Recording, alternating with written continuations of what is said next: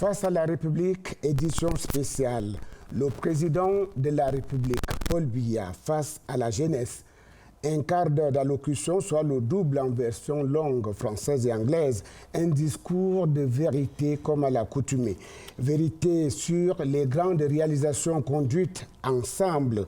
Vérité sur les efforts inlassables déployés en faveur de la jeunesse en matière d'éducation, de formation et d'insertion professionnelle. Vérité sur les gros mensonges et contre-vérités que distillent les entrepreneurs du chaos et autres sirènes du chant du cygne. Combatif, voire offensif, m'est apparu le chef de l'État Paul Biya dans ce message à la jeunesse, livraison du 10 février 2025. Ici, il s'en prend à certains esprits chagrins. Là, il exhorte les jeunes à ne pas prêter l'oreille aux sirènes du chaos que font retentir certains irresponsables. Le parti du président Paul Biya est d'ores et déjà pris. Citation. Pour ma part, je puis vous assurer que je continuerai d'être à vos côtés pour relever les défis auxquels vous êtes confrontés. Fin de citation. Dans son collimateur, l'objectif numéro 1, il est sportif. La prochaine Coupe d'Afrique des Nations au Maroc du 21 décembre 2025 au 18 janvier 2026. Le coup de pied arrêté est bel et bien donné pour les prochaines campagnes. Bienvenue mesdames, messieurs, Super CTV. Ebenezer Motale, comme dans un autre contexte, amour et vérité se rencontrent sur ce plateau spécial pour décrypter le message du chef de l'État, Paul Biya. Thank you very much, Jack Tangna. PRC TV viewers, welcome to this special edition of Nation on Stage. It is special because it will be devoted entirely to the President's speech to the youth that we just listened to religiously. Now to take us through, Samuel Tony Obang Bikwe. He is the National President of the Association of Banana Actors Value Chain. Is that right? Welcome to the program. Bonjour à tous les téléspectateurs de PRC TV. C'est un réel plaisir d'être sur ce plateau. Et je sais qu'on va passer un très très bon moment. Vive la banane plantain. Yeah, we also have coming from Boya, Tanyitiku Baye. He's the Director General of the National School of Local Administration. Welcome to the program. And it's your first time here, I presume. It's my first time, Ebenezer, and I am very happy to be here. I think that after having listened to the head of state, I am all the more happy to be here because I think that it is something, it's going to be an interesting evening, this decoding process, and I would want to be no other place in Cameroon but here today. All right. Now we also have on my right here Mr. Zakir Robert Theophile Benga. You are the Secretary General of the Ministry of Youth and Civic Education. Welcome. Well, thank you very much. We are very pleased on behalf of the Ministry of Youth Affairs and Civic Education to be once more invited here for this listening to the speech of the head of state to the youth on the occasion of this celebration of the National Youth Day. Thank you very much for the invitation. Mm-hmm. We also have, well, last not the least, it's Farimatu Iyawa Usmanu. You are the President of the National Youth Council. Welcome to the program. Thank you very much, Ebenezer Motale, and thank you, Mr. Jean Atangana, for having me on this panel. It's a real privilege for me to be here tonight, and good evening to everybody watching the program. Yeah, Jean, we proceed. Merci Ebenezer pour ce premier tour de table. Vous savez qui est sur ce plateau. Je voudrais requérir votre accord préalable, Madame, Monsieur, pour que ma première interpellation aille en direction de Samuel Tony Obambikwe. Vous savez pourquoi? Vous avez été nommément interpellé dans le discours du chef de l'État que nous venons de suivre. Et désormais, votre nom retentit aux 4 vents. Votre réaction à chaud? Déjà, je veux dire, il y a 2 émotions fortes en moi. La première, c'est un fort sentiment d'humilité parce que si je suis arrivé là, c'est aussi qu'il y a des gens derrière. Mais la deuxième, elle est plus spirituelle. Permettez-moi de développer. Voilà, depuis quelque temps, on dit du président qu'il ne connaît pas son pays, qu'il n'est même pas aux manettes, qu'il est vieux, qu'il est fatigué. Et puis, un petit Camerounais comme moi découvre qui parle de mon parcours. Le chef de l'État n'a pas dit prenez exemple sur ce que fait Tony Obama. Il n'a pas parlé du présent. Mon parcours, qui est un parcours de 18 ans quand même, jonché d'échecs, jonché de sabotage, jonché de succès aussi, jonché aussi d'abandon des amis, de perte de gens de famille qui des fois même te trouvent bizarre, tu es parodié. Et je me dis, comment un patron comme ça peut être au courant de mon parcours? J'insiste sur le terme parcours. Et là, je vois, j'ai toujours une petite idée du président Paul Biya, son Excellence. Quand je l'observe à distance, je me suis toujours dit, voilà quelqu'un qui copie les habitudes de Dieu. Pourquoi je parle d'habitudes de Dieu? Jusqu'à présent, lorsqu'on dit que Dieu est miséricordieux, j'entends souvent plus ça à l'Église, notre Dieu miséricordieux. Mais quand on observe le chef de l'État, il est miséricordieux. Comment expliquer qu'il peut travailler avec des gens qui volent depuis 15 ans et il ne les tue pas, il ne les met pas en prison, il n'est pas aussi violent comme tout ce qu'on attend. Il peut encaisser des coups sur le plan diplomatique, il peut être capable de travailler avec des gens qui ne sont pas parfaits, mais sans jamais se plaindre, sans jamais... Et à la limite, on trouve qu'il est mou, qu'il n'est pas là où il faut être. Mais je crois que c'est un peu comme Dieu. Je suis sûr qu'il y a des fois, il y a des drames qui arrivent dans nos familles. On se dit, pourquoi Dieu laisse faire ça? Mais pourquoi pensez-vous que votre parcours puisse être présenté comme un parcours exemplaire? Il faut comprendre, quand je parlais aussi d'humilité derrière, c'est que depuis 18 ans, je suis parti d'un statut d'entrepreneur agricole dans mon village à Kribi, à un capitaine d'industrie, à président national de la filière banane-plantain du Cameroun, qui est quand même... il y a 6 millions de Camerounais, il faut comprendre un peu ce que c'est la chaîne de valeur banane-plantain. C'est 6 millions de Camerounais qui vivent au quotidien de la chaîne de valeur banane-plantain, que ce soit les pépiniéristes, les producteurs de régime, les transformateurs et maintenant les distributeurs. Et la filière banane-plantain, depuis... est une filière prioritaire de la SND 30. Et qui l'a choisi, c'est encore le chef de l'État. Donc, je me suis retrouvé dans un engrenage où, accompagné par le ministère de la Jeunesse, c'est pour ça que je dis de l'humilité, parce que depuis 18 ans, je bénéficie quand même, j'ai été le premier bénéficiaire du plan triennal spécial jeune. Pour ceux qui ne le savent pas, en 2017, l'État du Cameroun m'a donné 80 millions en termes d'appui financier, en termes de machines agricoles, en termes de tracteurs. Moi, ça fait pratiquement 10 ans dans mes exploitations d'utiliser des tracteurs. Donc, il y a eu cette vision du chef de l'État qui a annoncé en 2017 qu'il allait, à travers le plan triennal spécial jeune, doté de 102 milliards, fabriquer des champions.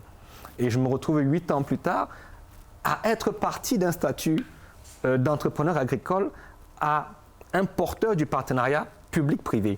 Aujourd'hui, je signe des conventions avec des Américains. Le statut de capitaine, est-ce que cela explique que le port vestimentaire qui est le vôtre sur ce plateau, on va sortir par là? Je pense que... Je ne veux pas monopoliser la parole. Je suis quelqu'un qui est profondément fou. Fou, pourquoi? Parce que je pense que le chef de l'État, il y a des années, j'étais encore jeune et mes parents étaient des fonctionnaires. Et lorsqu'on a dévalué le franc CFA et eu une compression de salaire, c'est la première fois que j'ai vu mes parents pleurer. Et généralement, un enfant pense que ses parents sont les plus forts du monde. Et lorsque je me demandais pourquoi est-ce que vous pleurez, alors, le président de la République a baissé nos salaires, le président de la République n'est pas bon et tout ça. Et on annonce une intervention du chef de l'État à la radio. Et tout le monde a sauté de joie. Ah d'accord, le président de la République va revenir sur ça, il sait qu'on est fâché. Mais non, qu'est-ce que le chef de l'État dit? Il dit désormais, on va arrêter la mi-temps. Parce qu'à l'époque, on allait à l'école de 7h à 11h30 et on revenait à 14h30 pour repartir à 17h. Même chose pour les fonctionnaires.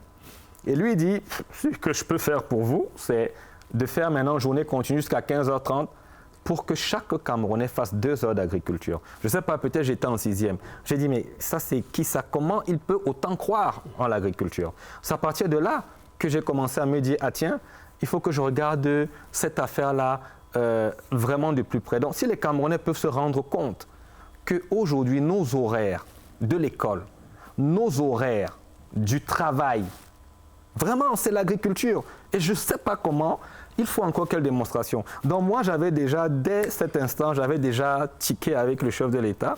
Et je me suis dit, non, moi, après mes études, moi, je vais me lancer. Vous vous êtes laissé piquer par le virus agricole. Et Ebenezer Motale, on peut l'écouter même pendant 2 heures.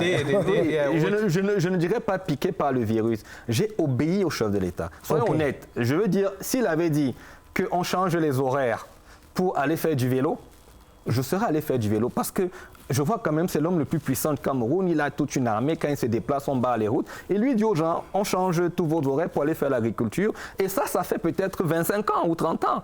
Et les gens, c'est comme s'ils sont, je ne sais pas. Donc moi, j'ai juste suivi ce qu'il a demandé de faire. Obéissance à la parole présidentielle. Mr. Tany Teku, tell me, what was your initial reaction as you followed that speech? My first reaction was that this was really innovative. The speech was full of concrete elements, but also the tone. I was struck by the empathy of the head of state. He was addressing the youth with a tone that showed that he understood what their preoccupations were.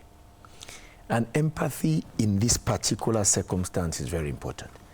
He came across as somebody who understood their difficulties, who sympathized with their difficulties, but at the same time, who told them exactly what he thought they had to do in order to surmount their difficulties. Advising, encouraging, and setting the frame in which they have to function if they want him to help them. Because the head of state, in his speech, what is he telling the youth?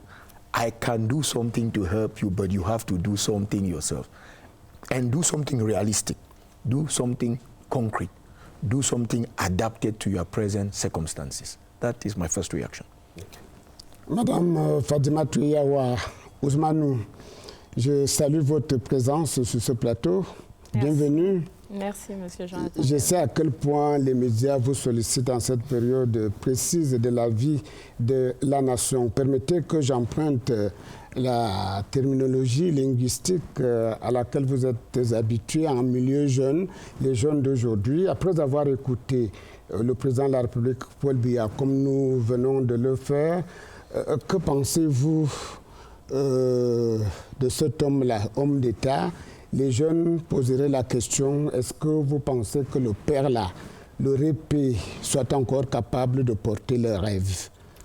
Alors, nous avons écouté un papa qui est à l'écoute de sa jeunesse, un papa qui est très attentif à nos préoccupations, parce que nous avons eu l'occasion de nous mobiliser, d'échanger autour de la plateforme de dialogue de la jeunesse camerounaise qui s'est récemment tenue du 28 au 30 janvier dernier, organisée par le Conseil national de la jeunesse du Cameroun. Et nous avons mobilisé les jeunes des 360 communes, des 58 départements, des 10 régions du Cameroun et ceux de la diaspora.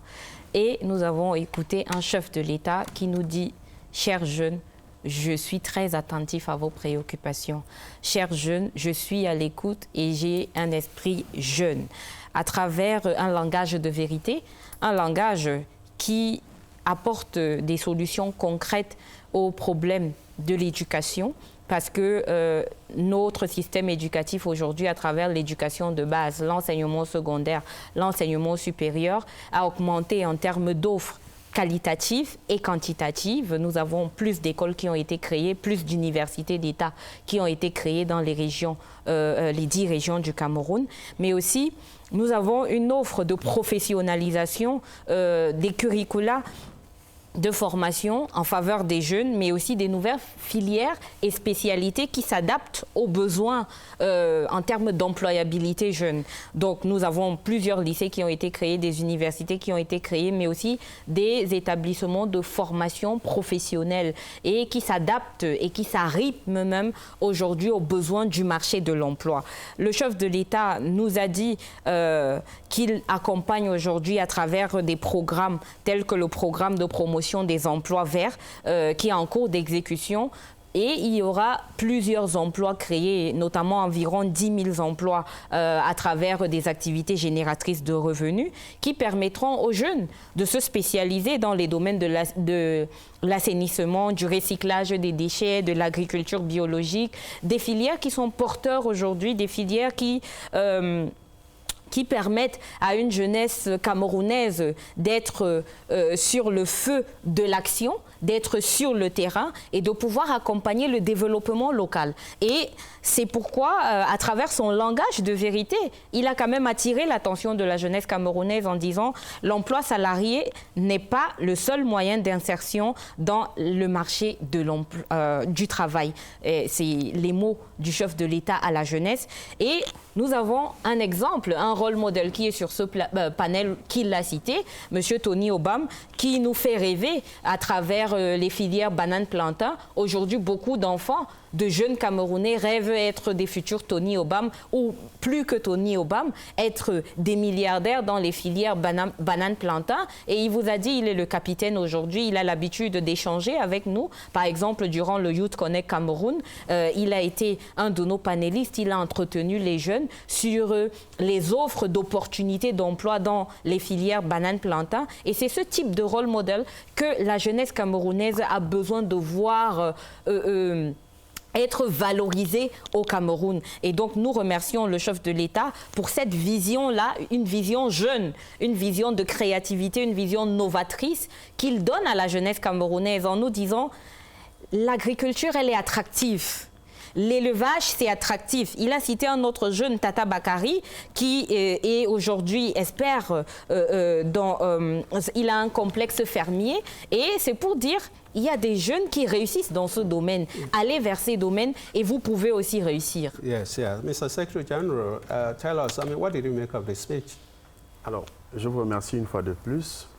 Je voudrais dire que peut-être les copanélistes ont déjà fait une première revue générale de ce qu'on peut retirer comme grand point d'intérêt ou d'attention de ce message du chef de l'État très important à la jeunesse. Mais peut-être que je vais me permettre juste d'évoquer les deux regards. Du point de vue du chef de l'État, je pense que nous pouvons relever d'abord sa constance et sa vigilance. Le chef de l'État est constant dans son attention pour des questions importantes pour la jeunesse.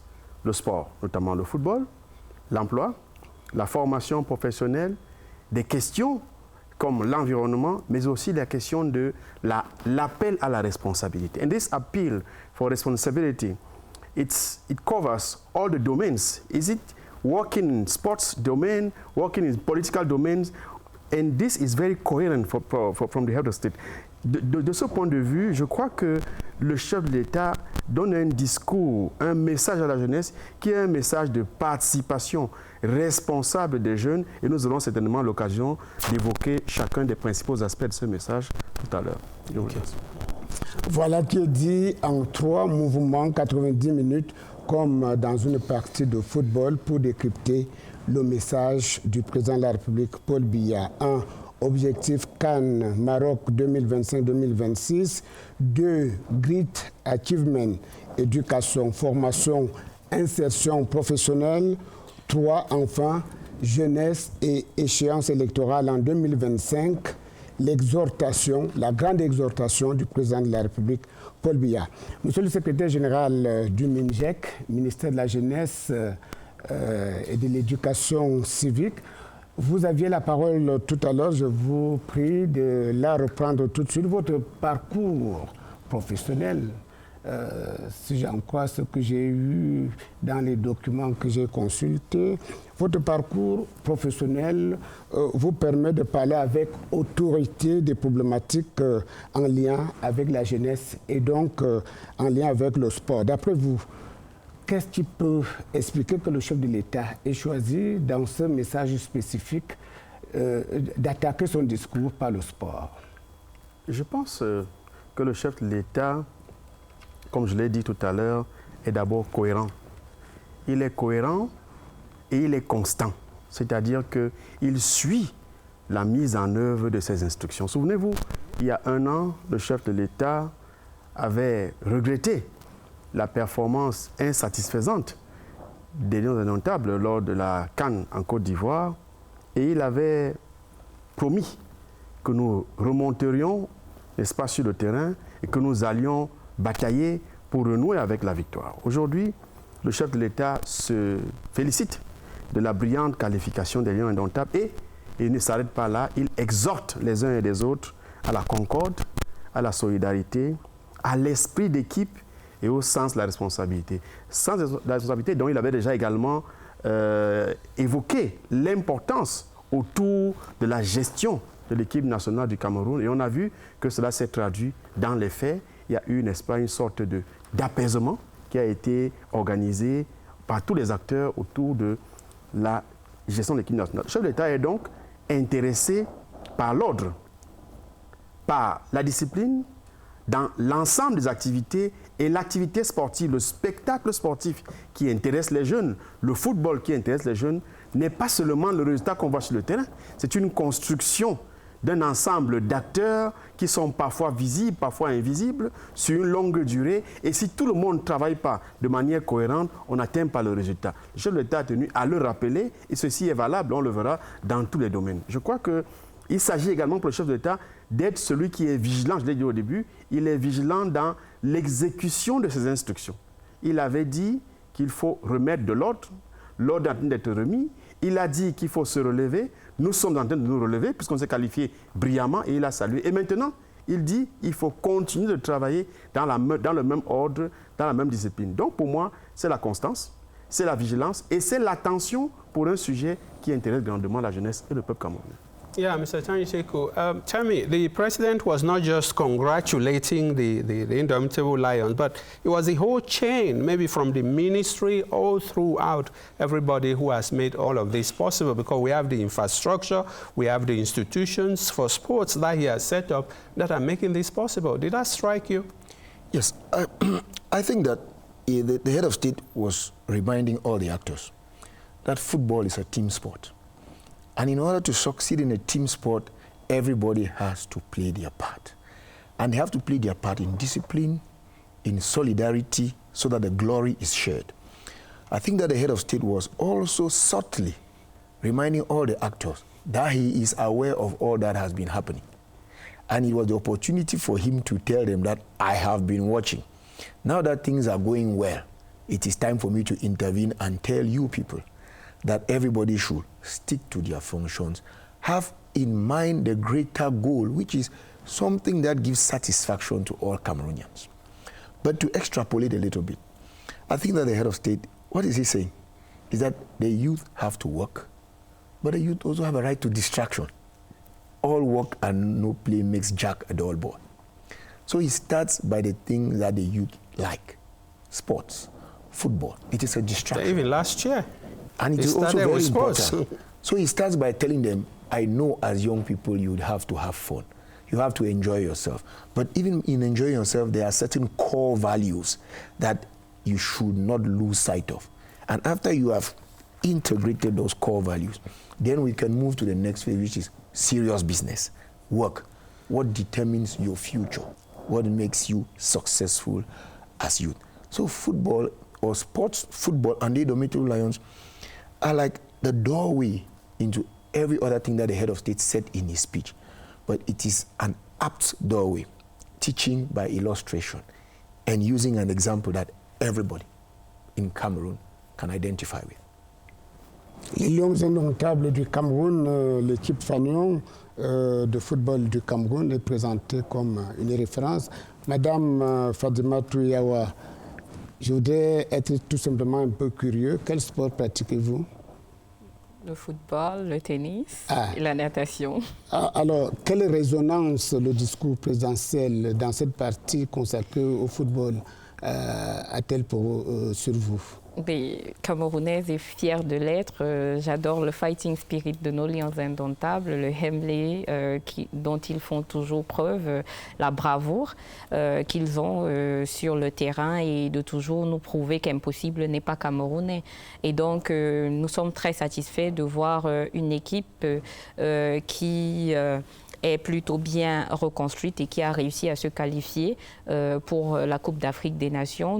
Nous sommes des fervents supporters de nos Lions indomptables et tout ce que nous avons à dire, c'est ramener la Coupe à la maison, ramener la Coupe au 237 pour que le continent puisse résonner en nous ces valeurs d'amour pour la patrie, du vert, rouge, jaune, mouiller le maillot, chers Lions indomptables, parce que la jeunesse camerounaise compte sur vous. Vous nous faites rêver, vous nous procurez de la joie, de la satisfaction quand il y a la victoire et donc qu'il puisse répondre à l'appel du chef de l'État, cet appel à la concorde, à la solidarité, à l'esprit d'équipe. Et je crois que le fighting spirit des Lions indomptables fera en sorte qu'on aura de bons résultats pendant cette Coupe d'Afrique des Nations et que la Coupe d'Afrique des Nations reviendra au Cameroun. Yeah, Mr. Tony Obam, you are an entrepreneur. Do you get a chance to watch sports or do sports? Permettez, avant que je ne réponde à votre question, de dire quelque chose qui me semble très important. Parce que depuis peut-être 2 ou 3 ans, la filière banane plantain organise chaque année un festival et la filière banane plantain a eu la bonne idée, pour se faire voir à l'international, de joindre ce festival avec des matchs internationaux. On a commencé avec le Nigeria en 2023. Cette année, on a amené l'équipe du Brésil. Parce que comme le chef de l'État, il a très bien compris qu'au-delà du sport, les Lions indomptables sont un label économique. Ça veut dire que quand les Lions indomptables ont un mauvais résultat, des entrepreneurs comme nous, on perd de l'argent. Vous imaginez s'il n'y avait pas eu les espoirs de Roger Mila, les espoirs de Samuel Eto'o, les espoirs de... Est-ce que le Brésil serait venu au Cameroun? Non, ça veut dire que ce n'est pas l'Ouganda qui est invité. Je n'ai rien contre l'Ouganda. Mais je veux dire aujourd'hui que... J'allais dire attention à l'incident diplomatique. Voilà. Ce que je voulais dire aujourd'hui, c'est que moi, en tant que capitaine d'industrie, j'ai un regard de business. Ça veut dire que si les Lions indomptables gagnent, je vends ma banane mieux. Le Cameroun est mieux connu. Les gens veulent venir faire du tourisme sportif. Les jeunes Camerounais trouvent facilement de l'emploi. Quand tu vas à l'université, moi, ma première expérience en France, on me rapidement parlait de Roger Mila. Donc on dit, ah, tu es Camerounais. Donc je crois que le chef de l'État comprend très bien. Et c'est pour ça qu'aujourd'hui, je veux dire avec force qu'il faut que les jeunes s'approprient le label Lions indomptables. Pendant longtemps, on nous a fait croire que c'était la chasse gardée d'un certain nombre de choses, mais non, un jeune Camerounais doit se sentir aussi propriétaire du label Lions indomptables, comme on est propriétaire de nos forces de défense, comme on est propriétaire de ce... J'ai quelqu'un aujourd'hui qui m'a impressionné en parlant de terre promise, en rappelant que beaucoup de gens sont là en disant que la terre promise, c'est seulement Israël. Non, le Cameroun, on a hérité du Cameroun, dont c'est notre terre promise à nous. Et grâce à Dieu, on a dans les Lions indomptables et je pense qu'ils vont faire un brillant parcours parce qu'aujourd'hui, tout le monde a compris que lorsqu'il y a des résultats, lorsque le patron parle, les résultats suivent.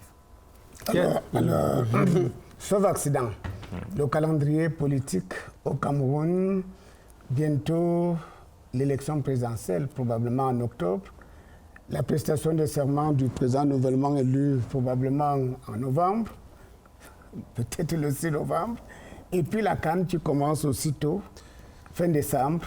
Est-ce qu'il y a une corrélation entre cet événement sportif et l'événement politique que j'ai cité tout à l'heure? La parole est à qui veut la prendre? Monsieur le SG. Peut-être que c'est un heureux alignement des planètes. Ah. Je crois que nous n'avons plus qu'à croiser les doigts. Vous avez indiqué là un calendrier que la grâce du hasard a bien voulu nous proposer. C'est à nous de transformer l'essai. Je crois que les jeunes footballeurs de l'équipe nationale sont conscients de la responsabilité qui est la leur. Ils ont démontré leur fighting spirit au moment où ils étaient en difficulté en Côte d'Ivoire. Récemment, pendant la phase de qualification, ils ont montré ce sens de l'unité, du sacrifice et de la solidarité. Et ils peuvent nous faire rêver et atteindre un objectif pour la joie, pour la concorde et pour la paix dans notre pays. Yes, very much so. The head of state was, of course, not just talking about the indomitable lion specifically, only them. We've talked of how it was global. But the girls are doing very well as well. Yeah. They just beat Egypt, was it 4-0? So what do you make of that? You know, the young girls there that look up to you maybe as a role model. In terms of football, do you encourage them when they do that well? Of course, because sky is your limit. So when a girl is very good in playing football, she should go in this field and she should perform very well. So we need to encourage young people that are passionate by football to keep playing football, keep working harder so that they become the famous one, the figures in terms of being the indomitable lioness, since that we can make as also role model in their field. So it's very important for young girls that are dreaming to keep their dreams and to work harder so that they make their dream come true, and for our environment, the families, the communities, not to discourage young people that want to play in the fields of football, because there are some parents that might be reluctant about that. Just a girl maybe stop her academic background, just wanted to focus in school, but there are some academic now that help young girls to keep studying by playing football. So they should just see the right environment and the right places to subscribe this young girl if she's dreaming about it, because our girls are doing great. They make us dreams during the AFCON of women, during the World Cup. They are always keep the momentum, making other young girls dream to become like them. And like today, and the others. And today there are so many Cameroonians that watch the TV when the women are playing. Oh, yes. Before, it was not really focused on the girls. Most of the people were just watching when men were playing. But those young girls, they have make us to believe that they have a lot to give to the country, and we believe in them. We believe in their brighter future in the fields of football. And they are no longer just a curiosity to watch. No, they are no longer. They are now the stars that are making Cameroon proud. They are the pride of our country. That's right. Éducation, formation, insertion professionnelle. Quel parcours exaltant effectué avec le chef de l'État, Paul Biya, au cours des 4 dernières décennies, et la belle aventure continue. Nous en reparlons tout à l'heure dans la seconde partie de cette édition spéciale de Face à la République consacrée au décryptage du message du chef de l'État à la jeunesse.